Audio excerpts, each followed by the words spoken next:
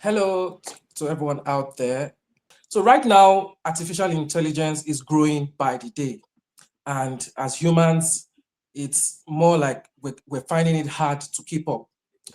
My name is Wale Ameen. I'm an author, entrepreneur, technology analyst, and an advocate for responsible intelligence.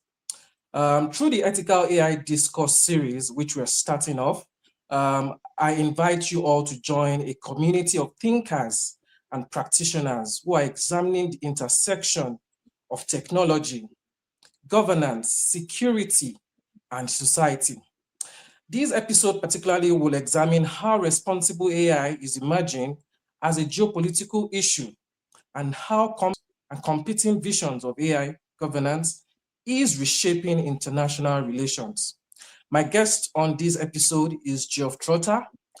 Geoff Trotter is um, a member of the coaching circle and a senior sustainability advisor of the ESG Institute.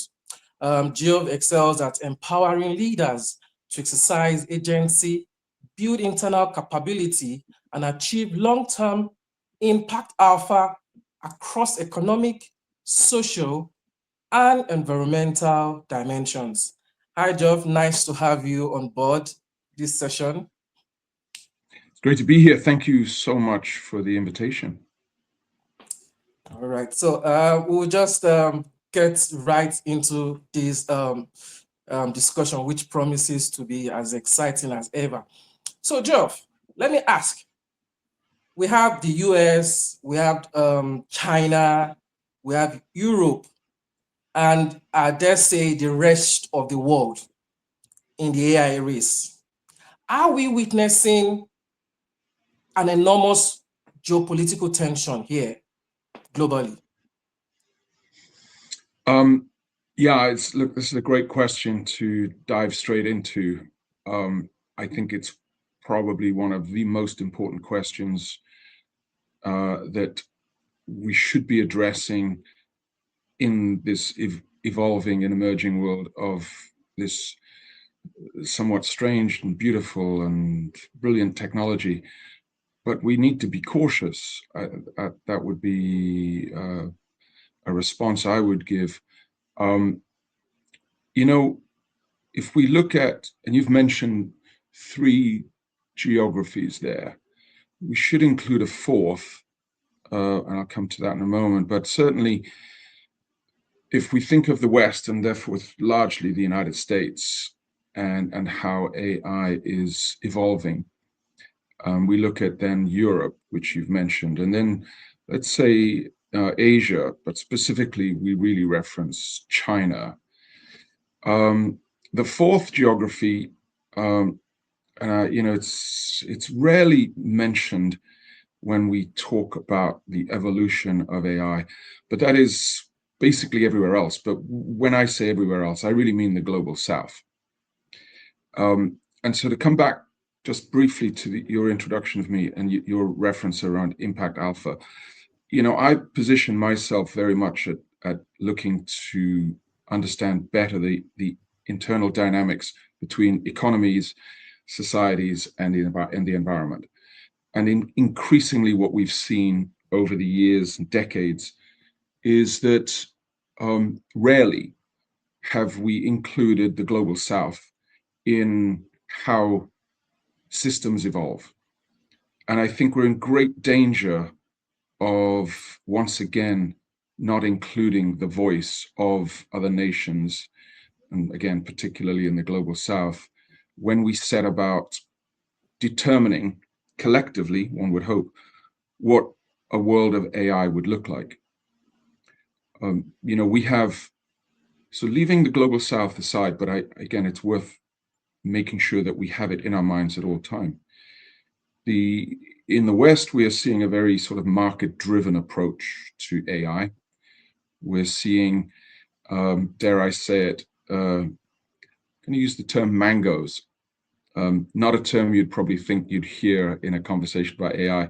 But if we look at 6 public and or private corporations that are shaping this world, that's Meta, Anthropic, NVIDIA, Google, OpenAI, and let's include SpaceX. So these MANGOS companies are largely controlling how the world of AI is going to shape out.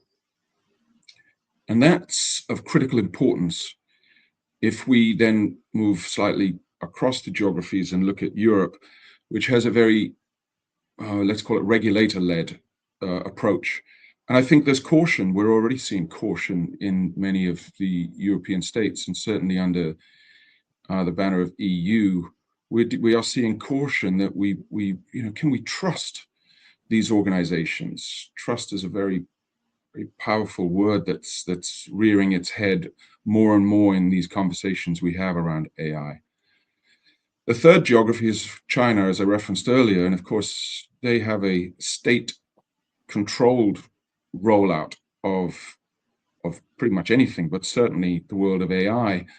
And so it's fair to say that we will, for the very short term, midterm, and maybe even longer term, we'll see competing frameworks. And I think it's super important that we keep this in mind as we think about what we want this very powerful technology to be, but ultimately to ensure who benefits.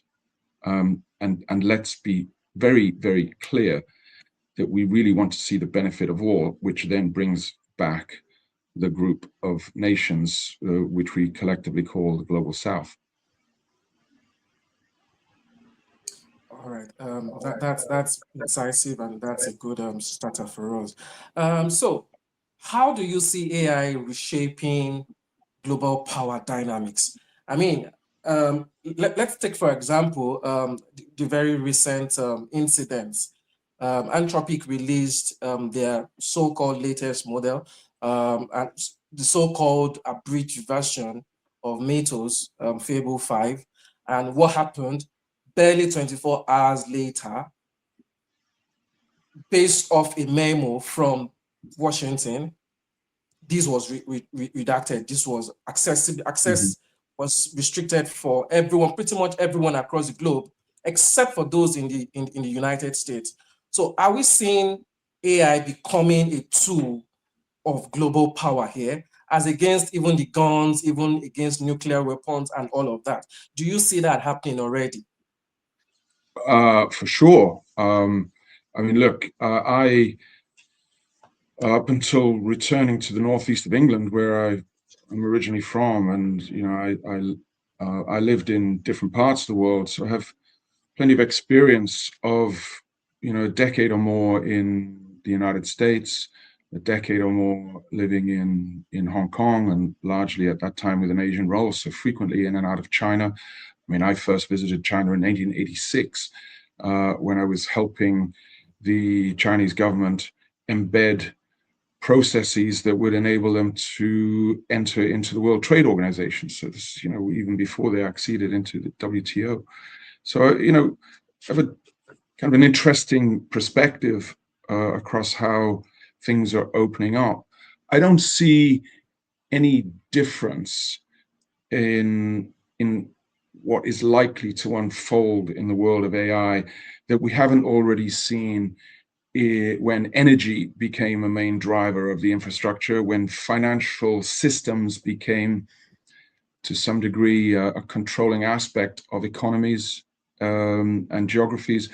And I don't see it really being any different than when internet became a determined part of the broader infrastructures.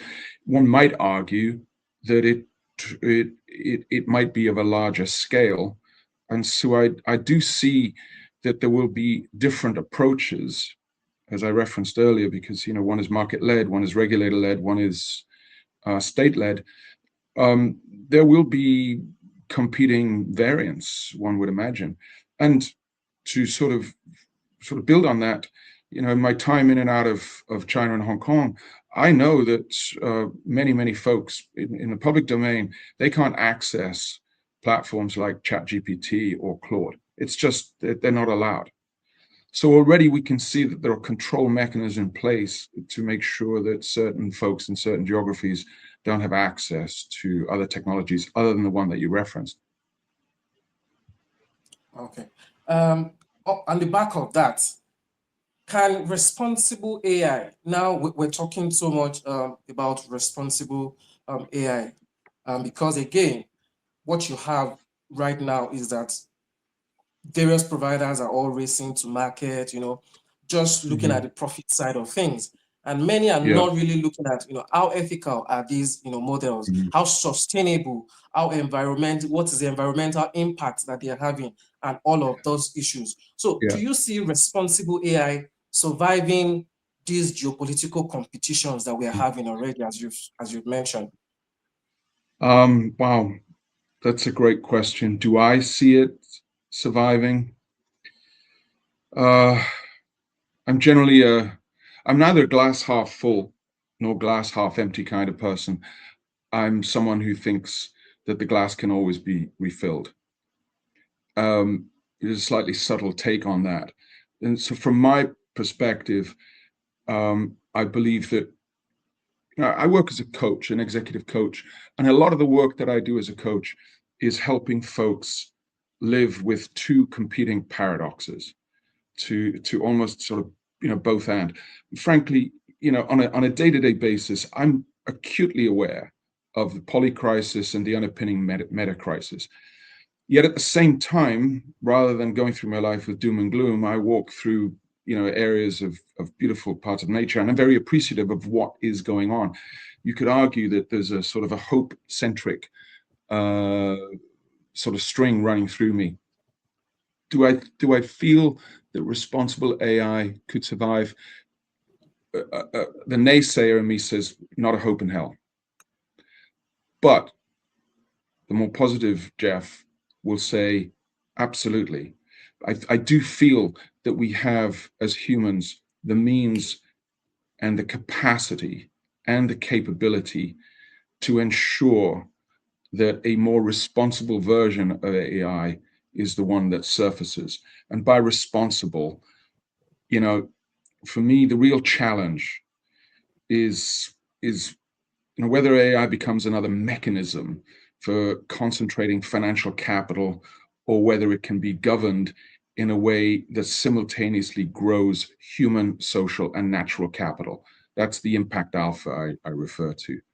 And so for me, the difference between AI as an extractive technology and AI as a regenerative one is where we need to be focusing on a go-forward basis. Okay. Just a little bit of detour here before I go to my next question. I noted you recently submitted a paper to the to the government of United Kingdom. Can you just share some light about that with us? Yeah. I mean, I've done a few things. Rather than just talking about it, I actually feel that we have to act. And I've submitted papers to the central UK government on the sustainability aspects of AI growth zones. And I've also done that at a micro level here locally. I've written to local MPs, not only my immediate MP because of the jurisdiction I live in, but the other two Newcastle upon Tyne MPs, and then also MPs across the region. Of course, generally speaking, when I get responses, it's because I'm outside of their geography. Then they don't respond because of political protocols. But I even put this stuff online and make sure that folks see it. But I've also written to what was the Northeast Combined Authority. Now it's the Northeast Mayoral Strategic Authority, asking some very specific questions. I mean, we're talking about AI growth zones, and we can see the development of data centers here in the northeast of England, at Camas, just outside Blyth. And the body that's bringing all of this, if you like, and backed by Blackstone, is a group called QTS. And QTS have been responsible for the opening of many data centers around the world, not just in the United States, but also in Europe and Spain specifically. And so I pose the question to these authorities: what assurances have been sought or have been put in place to ensure that in almost all cases, within years of the data center setting up, we have seen energy costs and water costs increase. So I'm asking, what assurances do we have in place to ensure that those costs are not passed on to citizens who are living in and around those areas? And I have not yet received an adequate response.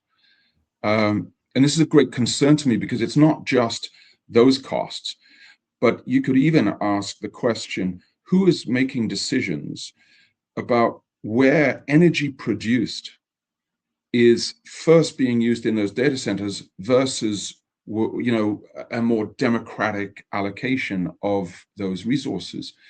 Because I think ultimately, you might begin to see that the broader infrastructure around AI, and I'd say this somewhat sort of pithily and slightly tongue-in-cheek, but who owns AI going forward will be whoever owns the electricity, because you can produce this stuff without energy, and then the increasing spiraling costs of energy will have consequences. So we need to be sure that we're asking questions around to use the term sovereignty, the sovereignty of not just the data, but the sovereignty of the energy, and who gets to choose when energy that is created in a particular jurisdiction is utilized by data centers first and foremost. True, true, true.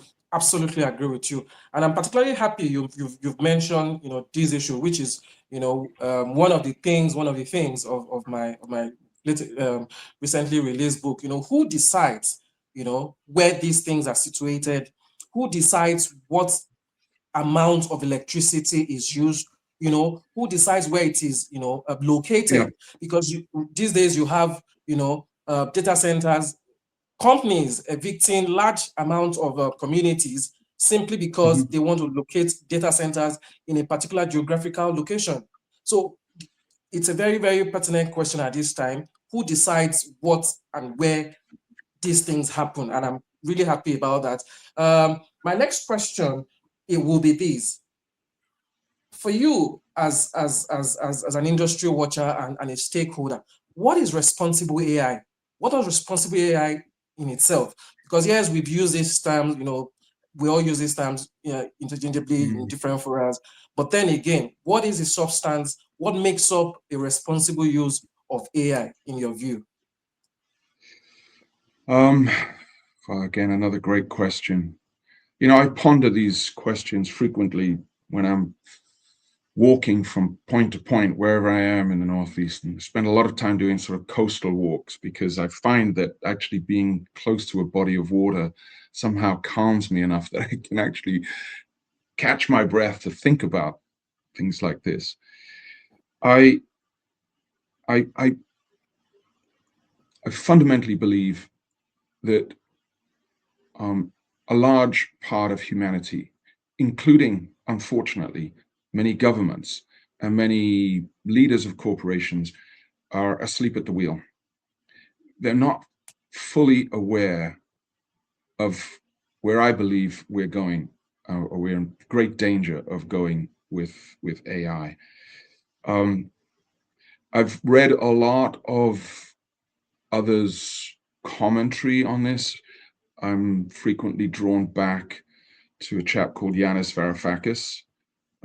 He wrote a great, I'm going to call it an essay, I don't know what we want to call it, around techno-feudalism, and that the power is no longer concentrating solely in the hands of those who own capital. It's really concentrating in the hands of those who own the AI platforms, and who own the networks, and who own the infrastructure through which our lives will be mediated.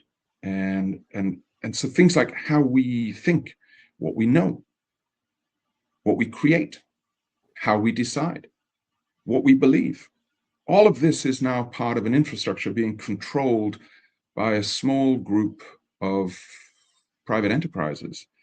And so we're essentially, you could argue, we're centralizing the epistemic power to a small number of actors. I think that is super, super dangerous. We have to think long and hard about what is the role of governments, what is the role of corporations, what is the role of society generally. And again, let me reintroduce the Global South. Where do they get their voice in all of this, in ensuring that what evolves is a responsible version of this technology, to the point that no one gets left behind and that we don't follow the whims of too few? Brilliantly said. Brilliantly said. I'm glad you're really harping on this. We really need, more forums to really ask these questions, and also, I think get our governments accountable, to answer these questions, just so that every man on the street exactly knows where we're going with these solutions. Like you said, the life and fate of the generality of human beings is virtually lying in the hands of a very few private enterprises whose almost sole goal is profit. And so it's Totally. really a question we need to ask. So my next question to you, Geoff, will be this. Do you think technological sovereignty is becoming a national security issue right now? I know you've mentioned part of, you've alluded to this earlier on, but I just wanted to harp on it once again. Is technological sovereignty now becoming a national security issue? Without doubt, I think I could say yes. If we think of the various component parts of the broader AI technology in the system, compute, chips, data, who owns the data? In some cases, it's pretty clear who owns the data, but some AI models don't care. They're going to take that data anyway. We don't care that you have some intellectual property rights to it.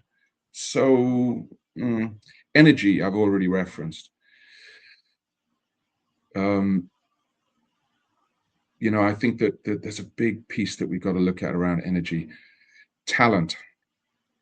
I am frequently at conferences, networking events, and this, along with trust, this is another word that is thrown up very, very frequently, because there is great concern of what are folks going to be doing for jobs on a go-forward basis. Now, it may be that in actual fact, we're on the verge of something that might create a 3-day week for everybody, rather than this 150, 200-year-old construct that says we have to work 5 days a week for 45 years if we're lucky in the global north, and you get to pull a pension. I mean, we have a great opportunity to sort of rethink that. And then capital, and I'm not just talking about economic capital. When I sort of generally, speak about issues like this, I'm quick to remind folks that economic capital is not the only form of capital that we need to be bearing in mind. There are multiple forms of capital. Some would argue 5 or 6 forms of capital: economic capital, social capital, natural capital, manufactured capital, and so it goes on. It's what's interesting to me is that the West, the US, largely is focusing on economic capital only and the return on that economic capital. It's clear to me, after many, many years there, including also looking to create a business out there, that, to some degree, it's very relevant, looking to create a platform for ESG reporting, environmental social governance reporting. And it was very clear to me over a period of time that, frankly, the US government and bodies that were sort of driving that, the lobby system, etc., couldn't care less about ESG reporting. All they wanted to know was, how much profit are we making? And I think that's a very dangerous model to follow. it's better, frankly, that we also include other forms of capital when we determine what we want this technology to become. So we have to look at social capital. We have to look at natural capital. And you could argue we need to have a closer look at one other form of capital, which is intellectual capital, which I already referenced when it comes to data. Most of those 6 Mango's organizations, frankly, seemingly don't care about another person's intellectual property and therefore intellectual capital. So we're on a very tricky slope here, but not too late. I don't feel that it's too late for us to really have a good, long, hard think about what we're creating here. So true, so true. Going down to almost the last questions now. What role, and you just mentioned the global south, which inevitably looks more like it's been left behind to a large extent, in the whole scheme of things. What role do you see these middle powers and emerging economies playing in this whole scheme of things?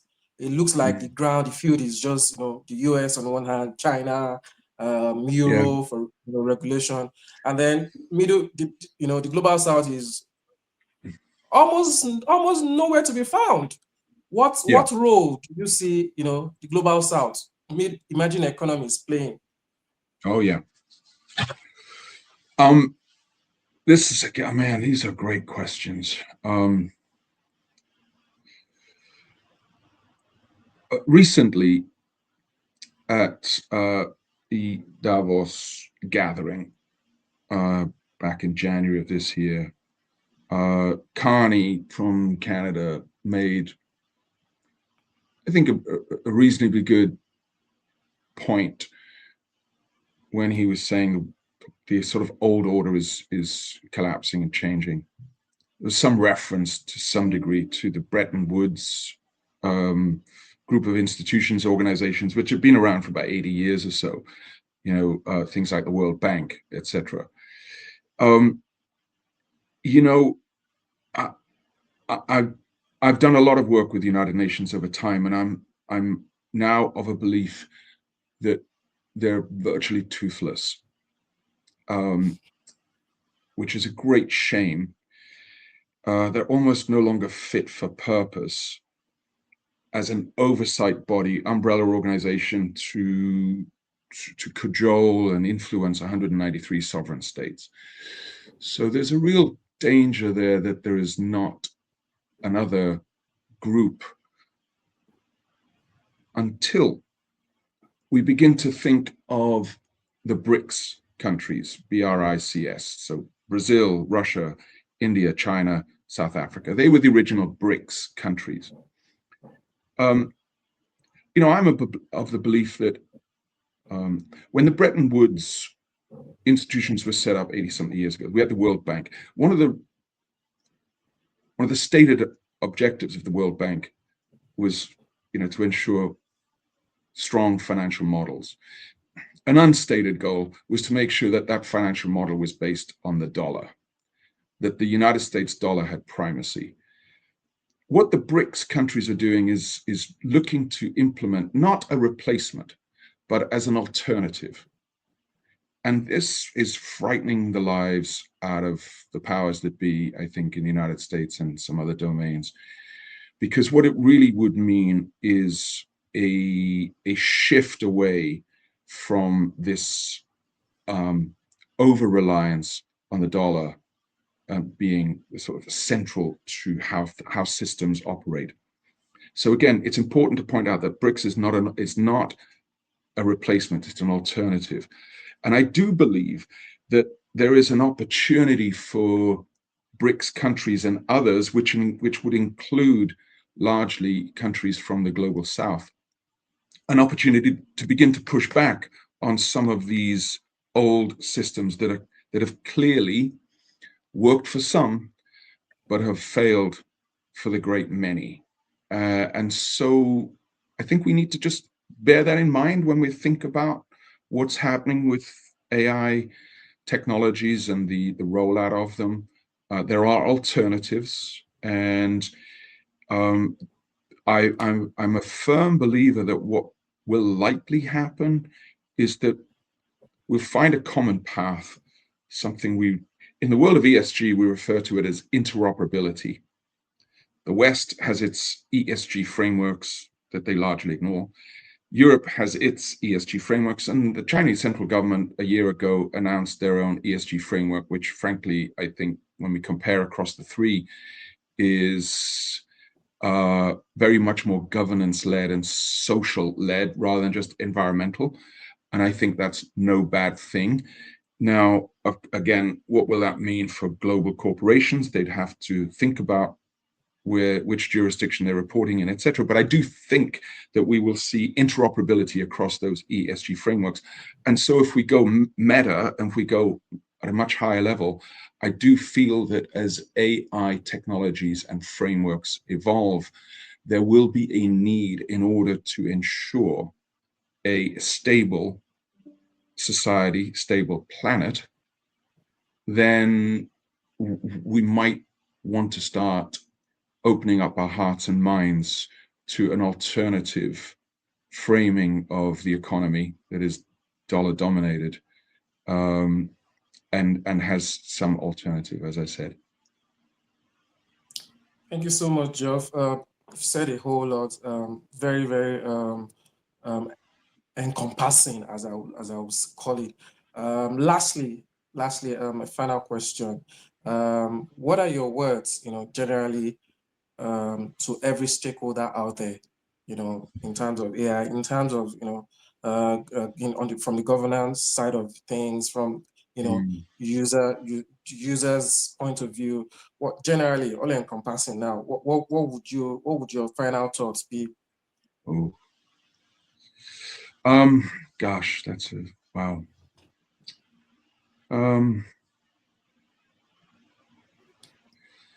I think it's important that folks everywhere use their voice however they can.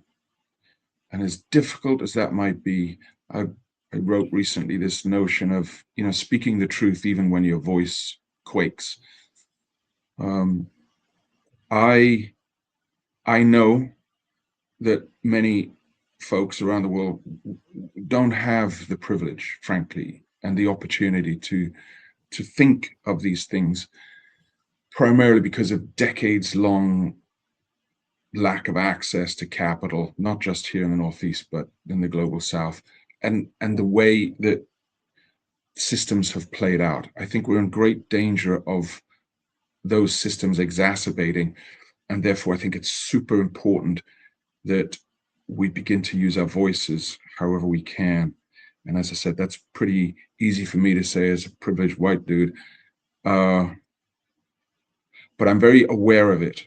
I'm very aware of it, that to the point that I know that I have a power of a privileged voice, and I have to make sure that my voice is used appropriately. So I would just really encourage folks to sit up and pay attention.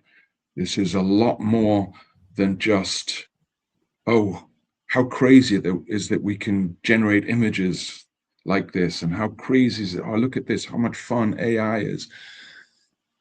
We're asleep at the wheel, including many, many, many privileged folks. And I would just encourage them to nudge themselves, or perhaps be nudged through some of the words that we've referenced and some of the thoughts we've referenced in this conversation, that we sit up and pay attention to what is unfolding, because it's a game changer for humanity. Certainly. AI is definitely a game changer. You just referenced, the instance at which, things can be created now, and then, the attendant risk and security, issues. It really is a game changer. Thank you so much, Geoff, for coming on board. It's been a nice time discussing and, just conversing on these issues. And hopefully, through these conversations, we can have, governments, Yeah. private institutions, Yeah. the big techs themselves, listen Yeah. up to these things and, just, fashion out ideal pathways by which, we can, yes, innovation is good, but at the same time, it has to be ethical, it has to be responsible, because again, it's meant for us. So if it Mhm. does not, if it's not sustainable, then again, what is the need? Thank you so much. It's been a wonderful time chatting with you. Yes, it's been a chat. And Yeah. I hope to see you once again, in the future. Yeah, look, thank you ever so much for having me on. It's a great series that you put together, fantastic book. I read it on a flight from the UK going over to Hong Kong with a layover in Dubai, which was a little frightening, I have to say. It was a little tense, given it was a few months ago. But your book really resonated with me because I think most folks, when we chat about AI, we focus and maybe over focus on the technology. We're not looking at something which is far more critical, which is basically the ethics of all of this and the systemic direction that a blind embrace of this may lead us to. And that's I think what you're onto here is something super important. And frankly, I'm privileged that you asked me to come on and share my thoughts. So thank you ever so much. And I'll catch up with you soon. We'll have a coffee or a cocktail somewhere. Definitely, definitely. Thank you, Geoff. It's been a wrap.